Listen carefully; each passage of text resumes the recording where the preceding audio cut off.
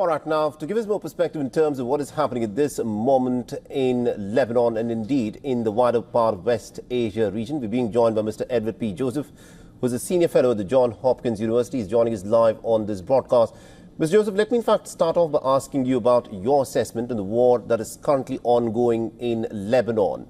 Now, how close do you think the state of Israel is in accomplishing its objectives in Lebanon? How long do you think the Israeli offensive inside of Lebanon will continue? Well, Mohammed, good to be with you and your viewers. And of course, that's a difficult answer to give with precision. We can't know exactly when Israel will achieve its objectives, which are, we should report here and state very clearly, are not to claim sovereign Lebanese territory, but to return Israeli citizens to sovereign Israeli territory within the north that has been under bombardment since October 8th, when Hezbollah began its own offensive last October 8th, 1 year ago, after the horrific Hamas attack launched on October 7th.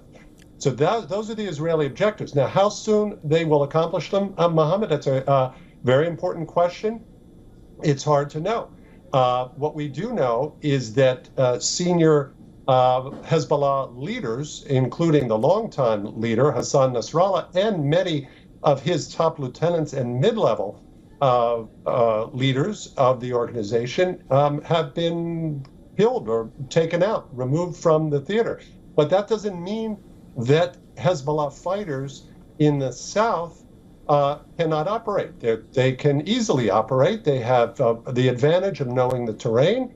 They can use small unit tactics. They can set ambushes, booby traps. So it's very easy for Hezbollah fighters to continue to fight autonomously in the south. Please. Right. Now, it's almost 1 year since the 7th of October attack last year, which has blown everything out in the Middle East. I want you, Mr. Joseph, to weigh in on Netanyahu's policy so far and also the strategy that he has followed. He started off by going into the Gaza Strip to try and neutralize Hamas.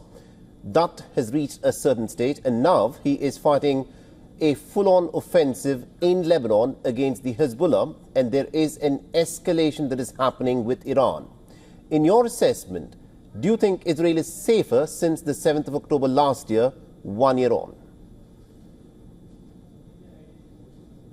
How would anyone claim after a horrific attack that killed about 1,200, and most of them civilians, including young people at a concert, how would anybody say that your country is safer after such an attack? The key word here, Mohammed, and this will put everything into context now for your viewers, the key word is deterrence. So that horrific attack upset what had been a very unstable and uneasy status quo. There had been a perceived deterrence, but that was blown away by the horrific Hamas attack of 7 October last year. And Israel has struggled to reset that deterrence. Now, with the offensive in Lebanon, this situation has turned. And now it's Iran that is struggling to reestablish its deterrence. Why? Because Iran sees Lebanon not as a sovereign state, but as a projection of Iranian power. And they see this through their proxy, which is Hezbollah. And we should remember that many Lebanese who are not Shia and not supporters of late Nasrallah. Right. All right, we seem to have a bit of an issue with the line with Mr. Edward P. Joseph. We'll try and reconnect with him, but this, of course, is a very critical moment. Remember, it's almost 1 year since the 7th of October attacks last year, which started off this war in many ways. And questions are, of course, being asked about the policy and the strategy that Netanyahu has been using.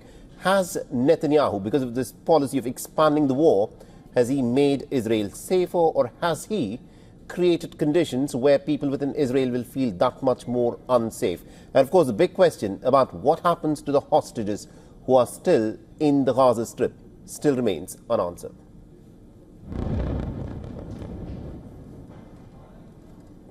For all the latest news, download the WION app and subscribe to our YouTube channel.